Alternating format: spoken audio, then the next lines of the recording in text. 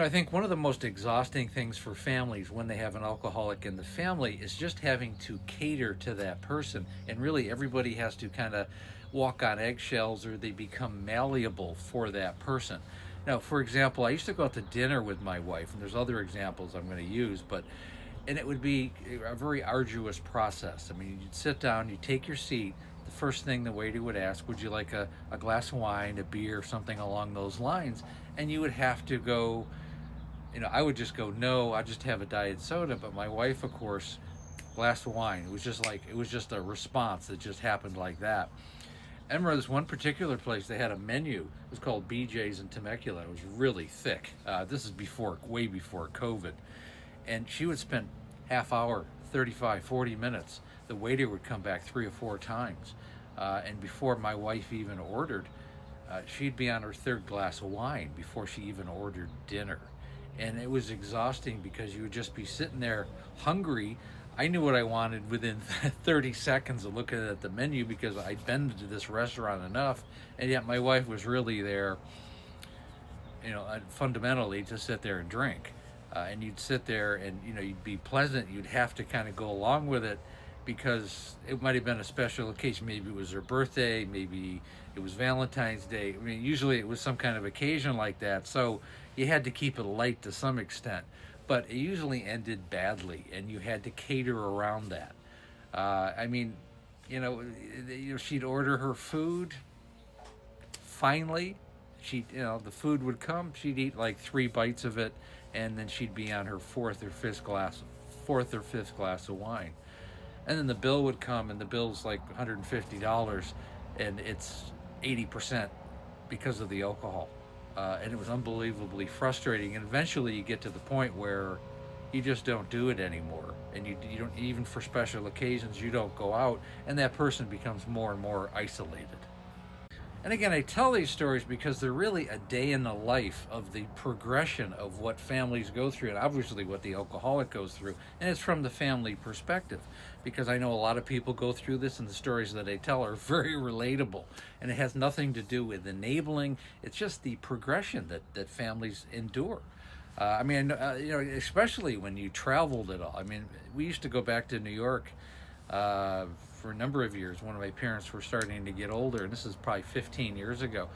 But we would go back in the summertime, and usually it was for a 4th of July party, but there was always some event. They had a lake house on a night of lake in upstate New York, and it would all, I had my cousins there, aunts and uncles, neighbors, friends, distant relatives. I mean, there'd be like 30 or 40 people there, and there's always alcohol flowing around. And I remember walking in the place, and I would, in the back of my head, would be going, well, this looks like fun, but I wonder where it's going to go, because there's wine and beer and spirits, in the kitchen. And everybody, it was a very casual type of thing. It was the huge yard going up to the lake. And you're just kind of going, I wish I could enjoy this, but I'm going to have to worry about what my wife is going to do.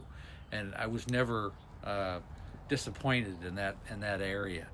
My family did understand that she had a problem, but I mean, there it was, all the alcohol's around. So the only way to cater to that is to have no alcohol, and that would kind of be very unfair to everybody else who was just having a normal 4th of July or whatever the party or event was, and having to walk on those eggshells.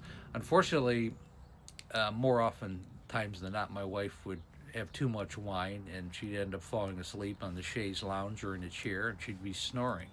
And it was somewhat embarrassing. I mean, everybody knew kind of the situation, but you still had to deal with that. And you realized it becomes kind of your daily activity and things that you just learn to expect. And it's not a good place to be as a family member. It's just not. And you have to realize you have to take action on that. And when you recognize when you're going through these type of episodes, it's time to do something about it. Again, in my wife's case, people would say, well, why didn't you just leave her at home? Well, that would even be worse, because leaving a late-stage alcoholic at home, I mean, she could burn the house down. She had the tendency to put things in the oven or on top of the gas stove and walk away. And you can start a fire pretty easily if it doesn't take long. And she'd go pass out drunk in the family room or something. It was always a scary situation.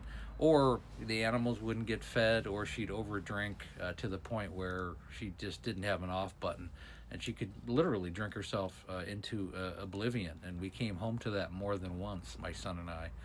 And it's a tough situation. Again, my wife went to 7 rehabilitation facilities, multiple outpatient facilities, on and on. And we tried every chance to get her help. But ultimately, it has to come from that person. And ultimately, as a family member, what I'm really getting at is you have to make that delineation, how far down the road you want to go. If you go too far, if you want to stay to the end, well, that's kind of on you. And every situation is different. My situation is not your situation. I always say the number one thing is if it's become a physically abusive, emotionally abusive, or psychologically abusive, it's time to run for the hills. That's certainly the litmus test if you're a family member. Unfortunately, my wife was a very kind person, and she wasn't with us a lot of the times. That's a big part of the reason why I certainly put up with it. But I hope that helps. Hope that makes sense. If this relates to you, what's going on with you and your family and your alcoholic and your family. And again, these stories and a whole lot more to resonate with you if you're in this type of situation is in the memoir. It's called Amanda, A Cautionary Tale of Alcoholism. Again, you can find it on Amazon. You can also find it in my link tree. Go right to the website. The PayPal button's right there. Again, I go live Monday through Friday right around 6 o'clock, 9 o'clock Eastern Time. And we have the Facebook group. It's called, again, Amanda, A Cautionary Tale of Alcoholism. Click on the link. It's in the link tree. You can join it right there. And when you're ready to work with me one-on-one, I have a complete coaching program. Set up a breakthrough call. It takes about 45 minutes or so. I'm going to do a deep dive what's going on with you and your family. I'm looking for people who are ready to change, and they're really headed in that direction. It's really a coaching program and a life coaching program to set up a blueprint for the rest of your life for sustainable sobriety. The call is free. The program's definitely not. But I'm looking for people who want to change their lives and the lives of their family. And again, thanks so much for listening.